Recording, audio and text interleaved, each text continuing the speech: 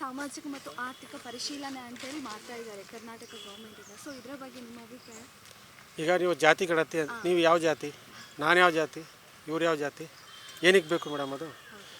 ಈಗ ಸಮಾಜದಲ್ಲಿರೋದು ತುಂಬ ಹಿಂದುಳಿದವರು, ತುಂಬ ಕಡು ಬಡತನದಿಂದವರು, ಇದು ಮಾಡ್ತಾ ಇರೋದೊಂದು ಸರಿ ಇಲ್ಲ ನನ್ನ ಪ್ರಕಾರ ಹೇಳೋದು. ಜಾತಿ ಏನು ಸಮೀಕ್ಷೆ ಮಾಡಬೇಕು?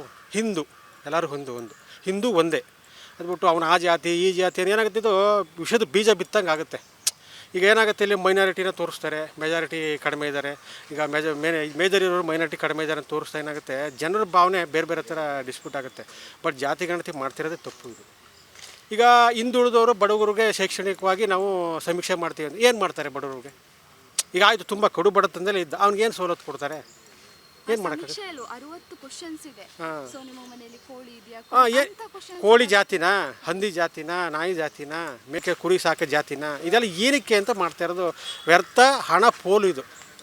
ಇದೇ ದುಡ್ಡನ್ನ ಬೇರೆ ಯಾವ್ದಾದ್ರು ಬಡವ್ರ ಬಗ್ಗೆ ಕಲ್ಯಾಣಕ್ಕೆ ಬಳಸಿದ್ರೆ ಒಳ್ಳೆಯದಾಗುತ್ತೆ. ಬಟ್ ಇದು ತುಂಬ ಟೀಚರ್ಸ್ಗಳನ್ನೆಲ್ಲ ಹಾಕ್ಕೊಂಡು, ಈಗ ನಾವೆಲ್ಲ ಟೀಚರ್ಸ್ ಅವಾಗ ಯಾವ ಜಾತಿ ಕೇಳಿದ್ರೆ ಸ್ಟೂಡೆಂಟ್ರು ಪಾಠ ಮಾಡ್ತಿದ್ರು.